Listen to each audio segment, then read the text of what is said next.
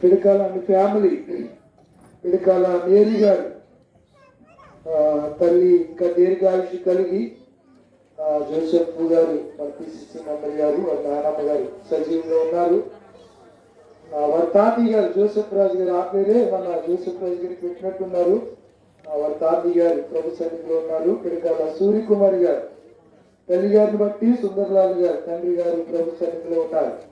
పిడకాల Joseph రాజు అలాగే విజయ్ కుమార్ దంపతులు ప్రేమించి ఇచ్చినటువంటి ఇద్దరు కుమారులు జెస్సీ సూర్య, షర్మిలా గ్రేస్ బిడ్డలు, అలాగే పిడకాల మోక్షానంద్ కుమార్ తమ్ముడు సోదరుడు తేజస్విని చెల్లిని బట్టి విహిత ఈరోజు ప్రత్యేకంగా సంవత్సరం అనే నూతన దయకిరీటాన్ని పాపకు దేవుడు అనుగ్రహించాడు. అందుని బట్టి దేవునికి మహిమ కలుగును గాక. బిడ్డకు నేను దేవుని ఆశీర్వాదాలు తెలియజేస్తున్నాను. తన్విత ఇద్దరు ఆడబిడ్డలు, అలాగే తాడూరి వైడూరి గారు కుమార్తె హాస్పిటల్లో డెలివరీ అయింది. పాప బాక్స్ లో పెట్టారని చెప్పారు. అల్లుడి గారు ఇస్రాయేల్ గారు, అలాగే అంతకు ముందు కూడా పాపే విజయ, ఇప్పుడు మరలా పాప పేరు పెట్టలేదు కాబట్టి పాపను రాశారు. తమ్ముడు చాలా తెలియగలడు. సోముల రమేష్ గారు, జోసెఫ్ గారి చిన్నాన్న గారు, ఈ బిడ్డలందరిని బట్టి దేవుడికి మహిమ కలిగింది గాక.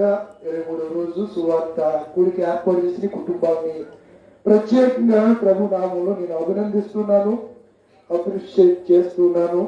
God bless you. దేవుడు ఈ కుటుంబాన్ని దీవించును గాక. ఆమేన్. ఈరోజు మన అంశం అవివేకం. అవివేకం వ్యతిరేక పదం ఏంటి?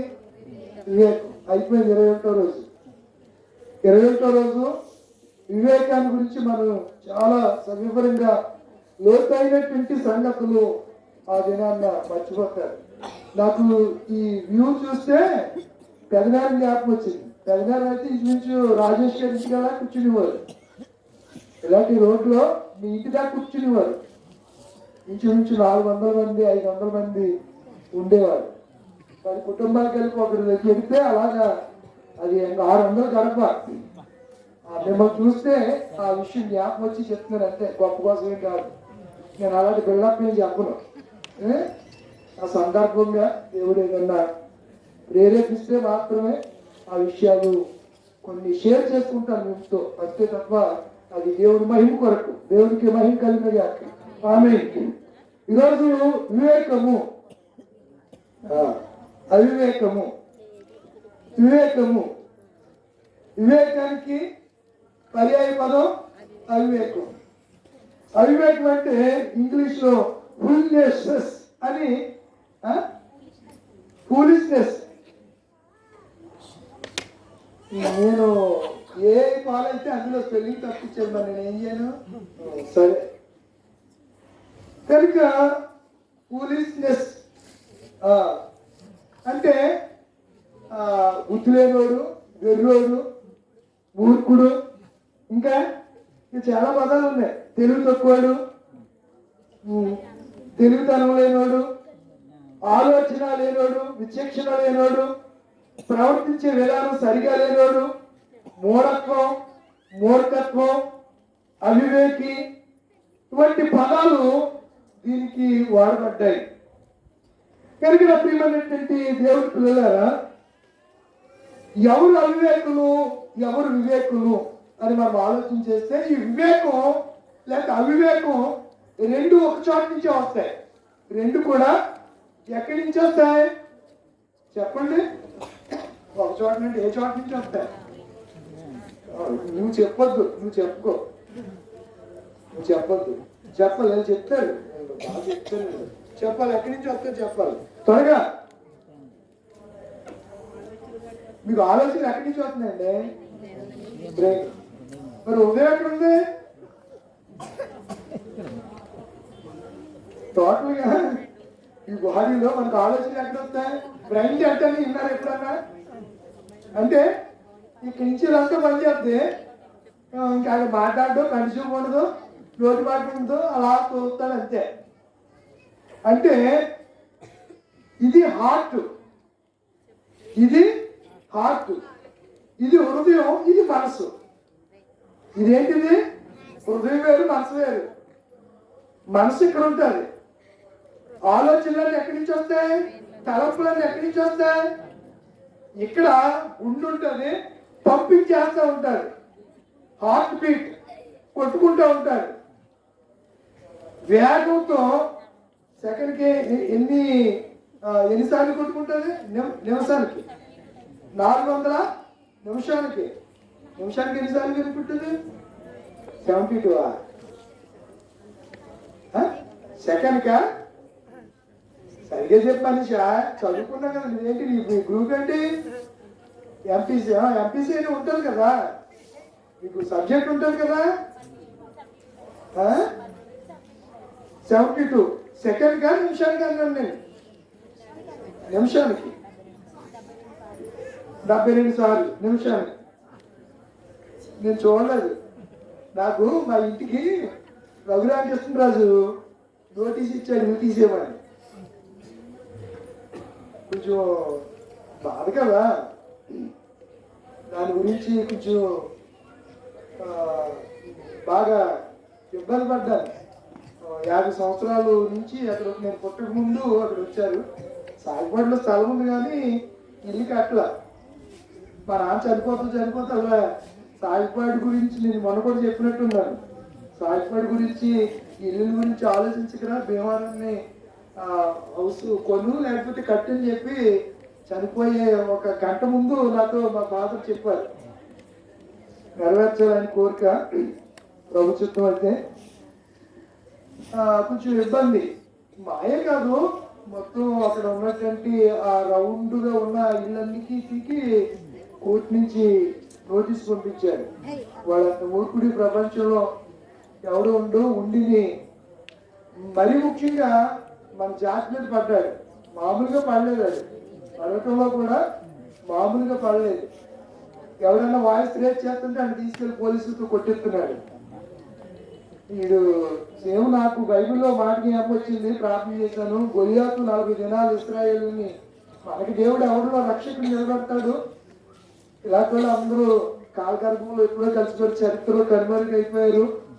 దేవుడి పిల్లల్ని అన్యాయం అని మనం ఉన్నది అన్యాయం అని నేను అన్నాను. కారణం ఏంటంటే మా ఇంటి ముందు చెరువులు ఉన్నాయి. చెరువులు ఒక్కొక్క చెరువు గలవాడు 1 ఎకరం 2 ఎకరాలు అసలు మీద ఆక్యుపై చేసి పెద్ద గెస్ట్ హౌస్ కట్టేసి రాత్రులు ఆ గెస్ట్ హౌస్ లో వాళ్ళు ఇష్టం వచ్చినట్టుగా ఉంటారు. మీకు తెలియదు, చెప్పకూడదు మీకు. వాళ్ళు చీకటి కార్యాలు కూడా ఆ ప్లేస్ లో జరిగిస్తూ ఉంటారు. మందు విందు పొందు, మందు విందు పొందు, మీకు అర్థమైంది కదా. అలాంటి కార్యక్రమాలు వారు చేస్తారు. డబ్బున్నవాడు 1000 కోట్లు బ్యాంకులు తగ్గించి రుణం. మనం 1,00,000 రూపాయలు బ్యాంకులో అప్పు కావాలంటే 1,90,000 డాక్యుమెంట్ అంటాడు, 100 చోట్ల సంతకాలు ఎక్కించుకుంటాడు. బ్యాంకులు మోసం చేసేవాడికి ఈ ప్రభుత్వాలు బ్యాంకులు కూడా 1,00,000 కోట్లు అప్పుగా ఇస్తూ ఉన్నాయి. ఎవరు అవివేకులు, ఎవరు వివేకులు?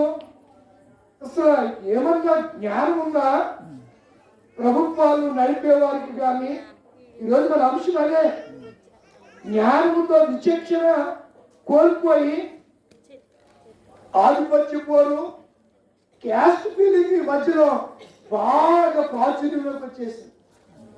ఎక్కడ చేస్తే అక్కడ మీరు ఏ క్యాస్ట్, మీరు ఏ ఊట్లు, మీరు 100 ఏమిట్లే తిరిగి ఎందుకు? ఆడికి 2 కోళ్ళు ఉన్నాయి, మనకి 2 ఆడిలోను బ్లడ్ ప్రవహిస్తుంది మనలోను. మనకు వేరుగా ఉన్నాడు. ఏమన్నా అడిగి వెళ్ళతే 4 చేతులు ఉన్నాయా? లేవు కదా. వాడేలా ఉన్నామో మనం అలాగే ఉన్నాం, వాడేలా జీవిస్తున్నాడో మనం అలాగనే జీవిస్తున్నాం. మనం అందరం కూడా మనం అందరం కూడా దేవుడి నుంచి వచ్చిన వారినే. గర్భఫలం యెహోవా ఇచ్చు. కనీసం ఈ జ్ఞానం కూడా లేకుండా తల్ల నుంచి వచ్చాడు. భుజాలు, చెవుల్లో కానీ ఆడి వద్దులే, ఆ సబ్జెక్ట్ భుజాలు. తర్వాత స్టమక్, అక్కడికి ఎన్ని? 3. ఇంకొకటి పాదాలు.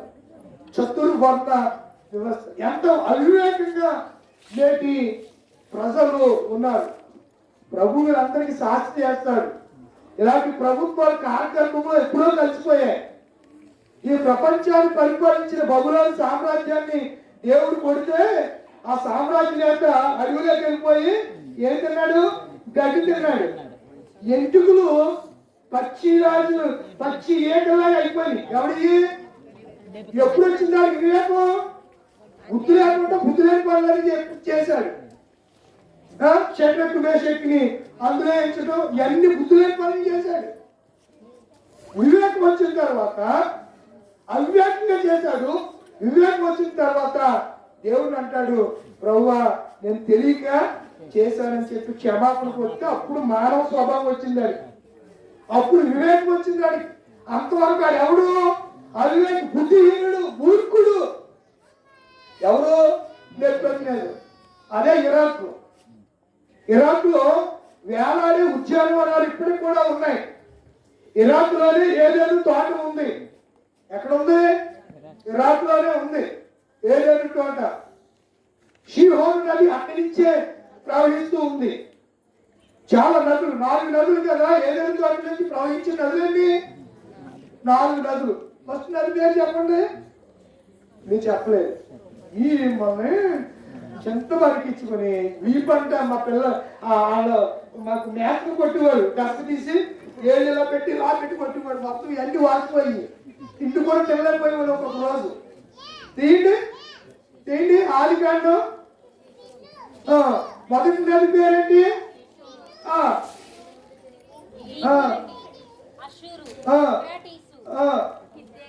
సిద్ధికేలు. ఫస్ట్ నది షీహోన్. చెప్పాను కదా నేను. ఫస్ట్ నది పేరు చెప్పాను. ఉన్న నది పేరు చెప్పమంటే బైబిల్ తీస్తాను కానీ ఇది చెప్పలేకపోయారు. ఈ నదులన్నీ కూడా ఆ బబులోను సామ్రాజ్యం నుంచి బయలుదేరాయి. అంటే ఎక్కడి నుంచి? ఏదేను తోటలో నుంచి వచ్చాయి. ఈరోజు మనకు ప్రవహిస్తున్నటువంటి బ్రహ్మపుత్ర నది ఉంది పశ్చిమ బెంగాల్. అది ఎక్కడి నుంచి? ఎక్కడో పాకిస్తాను లోపల నుంచి వస్తుంది, ఆఫ్ఘనిస్తాన్ అలా ఇరాక్ నుంచి అటు నుంచి ప్రవహించి వచ్చే నది బ్రహ్మపుత్ర నది. ఇక్కడికి వచ్చేటప్పటికి ఇది భారతదేశం కాబట్టి దానికి ఏ నది అని పేరు పెట్టారు? బ్రహ్మపుత్ర. బ్రహ్మకు పుట్టిన నది అని పేరు పెట్టారు. గోదావరి నది, కృష్ణా నది, ఇలా కొంతమంది దేవుడి పేరు, దేవి దేవతల పేర్లు భారతదేశం కాక హిందూ దేశం కాబట్టి ఆ పేర్లు వాటికి పెట్టడం జరిగింది. వాళ్ళప్పుడు ఈ ప్రాతిపదిక భేదాలతో వాళ్ళప్పుడు దేవుడు వాటికి పేరు పెట్టలేదు. అవి అన్నింటికి నీరు దానికి మాయా మనం ఏం తెలియదు కదా. అన్ని చోట్లకి ప్రవహిస్తూ ఉంటారు. నీరే ఉన్నా మీ ఊరు రాను, మీ ఇంటికి రాను, నువ్వు తాగటానికి ఇల్లు లేదని అంటే ఆ నీళ్ళు అనవు కదా. కనుక నా పిల్లలు దేవుడు అలాంటి బబులోను పిల్లలు 10 నిమిషాలు బబులోను సామ్రాజ్యం ఏమైపోయింది? పోయింది. తర్వాత పారసీకం, ఇరాన్ ఇప్పుడు యుద్ధం చేస్తుంది కదా. రెండవ రాజ్యం ఏంటి? ఇరాన్. ఇరాన్ రాజా చెప్పండి. ఇరాన్ కోరేష్ అమ్మా. కోరేషు మాదీయుడు, బబులోనీయుడు తర్వాత మాదీయుడు ప్రపంచాన్ని పరిపాలించాడు. మాదీయ పారసీకం అంటారు దాన్ని. పారసీక సామ్రాజ్యం. రతన్ టాటా గారు పారసీకుడు. రతన్ టాటా గారు ఎవరు? పారసీకుడు. ఇరాన్లో ముస్లిం మతం వృద్ధి చెందిన తర్వాత వాళ్ళంతా కలిసి కొంతమంది మన ఆ మలబారు తీరకుండా భారతదేశానికి వచ్చేసి గుజరాత్ లో స్థిరపడ్డారు. వాళ్ళంతా ఎక్కడ స్థిరపడ్డారు? పెద్ద పెద్దోళ్ళు అందరూ కూడా ఈ మిలియన్లు అందరూ కూడా ఏ రాష్ట్రం? గుజరాతే. అదానీది ఏ రాష్ట్రం? అలాగే ధనవంతులు కూడా. ఈడు అంబానీది ఏ రాష్ట్రం? గుజరాతే. మొత్తం అందరూ కూడా ఈ పారసీకులు వచ్చేసి ఎక్కడ స్టార్ట్ అయిపోయారు? గుజరాత్ లో ఆ సముద్ర తీరాన్న వాళ్ళు ఉండిపోయారు. ప్రపంచంలో మిలియన్ కోట్లకు వారు అధిపతులుగా మార్చబడ్డారు.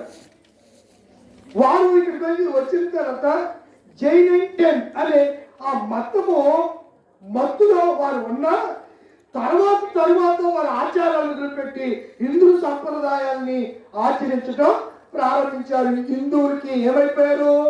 దగ్గర అయిపోయారు. క్రైస్తవులు హిందువులకి దగ్గర అవ్వలేదు. ఎందుకు? హిందుత్వంలో విగ్రహాలను ఉంటుంది, క్రైస్తవులో విగ్రహాలను ఉండదు. మనం చేయలేం. మన దేవుడు ఏం చెప్పాడు? చేయొద్దని చెప్పాడు. కాబట్టి మనము చెయ్యం. అంతే. ఎందుకండి పూజకాడు ఇచ్చినటువంటి అట్టుపండు ఇచ్చినా మనం చూస్తా ఇస్తే తింటావా? వాళ్ళు అంటారు, పండక్కి నేను ఇచ్చినప్పుడు మీరు ఎందుకు తినరు? నేను కేక్ ఇస్తున్నాను, మీరు కేక్ ఇచ్చినప్పుడు నేను తింటా లేదా? అది తింటారు, వాళ్ళు తింటారు. మన దేవుడు సర్వశక్తిమంతుడు కనుక మనం తినడానికి మనకి ఆయన చెప్తే మనం కూడా తింటాం. మరి ఆయన చెప్పలేదు, మరి ఏం చేస్తాం? తినొద్దన్నాడు కాబట్టి తింటలేదు అంతే. వాళ్ళు ఏదైనా చెప్తే వాళ్ళు చేయట్లేదా? పూజారి గారు ఏదైనా చెప్తుంటే వాళ్ళు చేయట్లేదా? నైవేద్యం సమర్పయామి అంటే ఎలా అంటాడు? ఇలా అంటాడు. నాకమంటే నాకుతాడు, చీకమంటే చీకుతాడు. ఆ పంతులు గారు ఏది చెప్తే అది చేస్తారు చేయరా? కానీ క్రైస్తవులు ఈ మధ్య మన పితరులు చేశారు. మీ ఊరు ఇంత చాలా చోట్ల గొల్లమూడి పేరు ఉండటానికి పూర్వీకులు కొంతమంది క్రైస్తవంలో బాగా తిట్టలుగా తయారయ్యారు. అందుకే అప్పుడు ప్రాచుర్యంలో ఉంది. ఇప్పుడేమో సంక్రాంతి పోతుంది. అప్పుడేమో పేరు గొప్ప. ఇప్పుడు బాబు కాదండి బాబు, ఇప్పుడు అలా తయారయ్యారు అంటండి. అంటే మళ్ళా మన పూర్వ స్థితిని పొందుకోవాలంటే మళ్ళీ మనం ఎవరిలోకి వచ్చేయాలి? జ్ఞానకృష్ణ గారు ఎవరిలోకి వచ్చేయాలి? దేవుళ్ళలోకి వచ్చేయాలి. పూర్వీకులు ఎలా నడిచారో అలాగా నడవాలి. కొత్త ఆయన వచ్చి కొత్త పాట పాడి ఈ పాట అంటే ఆ పాట పాడకూడదు. మీరు పూర్వీ నుంచి ఏ పాట పాడుతున్నారో ఆ పాటే పాడాలి. అంతేనా? అది ఇప్పుడు కరెక్ట్గా మాట్లాడండి. నేను మంచిది కనుక నా ప్రియమైన దేవుడి పిల్లలారా, రెండవ సామ్రాజ్యం కోరెష్ తర్వాత కోరెష్ కాలంలోనే ఎజ్రా, నెహెమ్యాలు ఎక్కడికి వచ్చారు? ఇరాన్ నుంచి యెరూషలేముకి వచ్చి పడిపోయిన గోడల్ని కట్టి దేవాలయాన్ని మరలా పునర్నిర్మించారు. మూడవ సామ్రాజ్యం అలెగ్జాండర్ గ్రీకు. ఇతడు కూడా మట్టి కొట్టుకుపోయాడు అంతే. 30 సంవత్సరాల వయసులోనే ప్రపంచాన్ని జయించేశాడు. ద గ్రేట్ అలెగ్జాండర్ అంటారు అతను. 30 సంవత్సరాల వయసులో అతి పిన్న వయస్కుడు సామ్రాజ్యవేత్తగా ఎదిగి అతని గురువు అరిస్టాటిల్. అతని గురువు ఎవరు? అరిస్టాటిల్, కార్ల్ మార్క్స్, సోక్రటీస్ వీళ్ళందరూ కూడా ఆ గ్రీకుకు సంబంధించిన వాళ్ళే. ఆ గ్రీకు వాడు కూడా అయిపోయాడు. తర్వాత రోమ్ సీజర్ చక్రవర్తి వాడు అయిపోయాడు. ఆ ప్రపంచంలో 4 సామ్రాజ్యాలు కనుమరుగైపోయాయి. చరిత్ర పుటంలో పలానా రాజ్యాలు పరిపాలించాయని మనం చదువుకోవడానికి తప్ప ఇప్పుడు ఆ రాజ్యాలు లేవు. ఇప్పుడు ఏ రాజ్యం ఉంది? యేసయ్య రాజ్యమే. ప్రపంచంలో ప్రతి చోట ఉన్నది యేసయ్య రాజ్యం. అంటే ఆయన సంఘం. ఆయన సంఘం ఎక్కడ ఉంటే అక్కడే ఆయన రాజ్యం. అంతే. సంఘమే ఆయన రాజ్యం. ఆయన రాజ్యంలో ఉన్న వాళ్ళు పిల్లలందరూ కూడా, సంఘంలో ఉన్న వాళ్ళందరూ ఆయన రాజ్యంలో ఉన్నట్టే. దేవుడు నామానికి మహిమ కలుగునుగా. ఆయన సంఘంలో ఉన్న వాళ్ళందరూ కూడా దేవుని రాజ్యములో ఉన్నారు. మనం ఇప్పుడు ఏ రాజ్యంలో ఉన్నాం? ఇదిగో పరలోక రాజ్యం సమర్పించింది వారి మనసు కనుక మన పితరులకి ప్రకటించబడ్డది. వాళ్ళు యేసుక్రీస్తు నమ్ముకున్నారు. అప్పటి వరకు మన పితరులు గొంతెలమ్మ పండుగ చేసేవారు, రాముడిని ఆరాధించేవారు. మన పేటలో రామాలయాలు ఉండేవి. గొంతెలమ్మ పండుగ చేసి మా పక్కనే కేశవర్మ ఉంది. ఇప్పుడు కూడా వాళ్ళు మట్టితో నందిబాబుని చేసి భుజాల మీద చచ్చిపోయిన ఎలా తీసుకెళ్తారు అలాగా అన్ని మీద ఎక్కించుకుని గొంతులు వేసుకుంటా, డప్పులు కొట్టుకుంటా తీసుకొచ్చి మా పెద్ద కాలం ఉంది కానీ ఉండి కాలం, ఆ ఉండి కాలంలో కలుపుతారు వాళ్ళు. ఇప్పుడు కూడా అంటే 1-2 కుటుంబాలు ఉన్నాయి. 1-2 కుటుంబాలే. ఇలా తాగేసిన వాళ్ళు అందరూ వెళ్ళి కేవలం మందు అయితే వెళ్ళి కష్టం బంతి అక్కడ దిగిదాకా మందు అయితే వాడికి అది ఏంటి తెలియదానికి. ఆ మందు ఏంటి ఉందిరే రారా కష్టం పెరుగుతామంటే ఆ డబ్బు చేస్తానికి కాలు కుదురుగా ఉండదు. నాగరాజు అని ఆడుతూ ఉంటాడు కానీ చెప్పు తన్నించుకుంటాడు, లేకపోతే అక్కడే గొడవలు వస్తూ ఉంటాయి. ఈరోజు పక్క బొరలు మొన్న ఒక ఆయన పడిపోయాడు అక్కడ మన మన మన సంఘం ఆయనే. మరి అలా ఉంటే ఎలాగా? మొత్తం ఇక్కడి నుంచి ఇక్కడ సిరిగిపోయింది. అలా గుట్లో ఇంటి గుట్లో పడ్డాయంట. ఏ పేరు అని పేరు? బాబు గారు. తప్పు కదండి. ఎందుకు వచ్చింది? అలా తాకి పడిపోయి అసలు ఏదన్నా జరుగుతుంది జరగడానికి. గొలియాతు దావీదు ఎక్కడ కొట్టాడు? మరి సరిగ్గా పడి ఇక్కడ ఏదో పెంచబడింది అనుకోండి, మీ భార్య పిల్లలు ఏంటి, మీ బిడ్డల పరిస్థితి ఏంటి? ఈ ఆలోచించట్లేదండి, ఆలోచించట్లేదు. క్రైస్తవ సంఘం ఈ రాత్రి ఇలా ఆలోచించకపోతే నువ్వెవరివి? అవివేకివి, జ్ఞానం లేనివాడివి, బుద్ధిహీనుడివి, అజ్ఞానివి, మూర్ఖుడివి, తెలివి లేనివాడివి, తెలివి తక్కువడి. తెలుగు గలవాళ్ళు వివేచనతో ఆలోచిస్తారండి. మనం చదువుకునేటువంటి 4 సామ్రాజ్యాలు అయిపోయాయి. ఆ తరువాత నోవహు కాలానికి వచ్చేసరికి నరుల హృదయం అంట ఏమైపోయింది? చెడుకుంది. అవివేకులు అయిపోయారు. ఈ అవివేకం ఎక్కడి నుంచి వస్తుందని ఇంక సంగతులు చెప్పాను. నేనేమో మర్చిపోలేదు, ఎక్కడి నుంచి మొదలెట్టానో అక్కడికి వస్తాను. ఇప్పుడు ఎక్కడి నుంచి వస్తాయని చెప్పాను? మనసు ఎక్కడ ఉందని చెప్పాను. అయ్యి బాబాయ్, హృదయం ఎక్కడ ఉంది? హృదయమే. చాలు, ఈ బాగా ఆడతారు మీరు, నాకు తెలుసు. ఇప్పుడు చూడండి, చూపిస్తాను ఎక్కడి నుంచి వస్తుందో అవివేకం. చూస్తారా?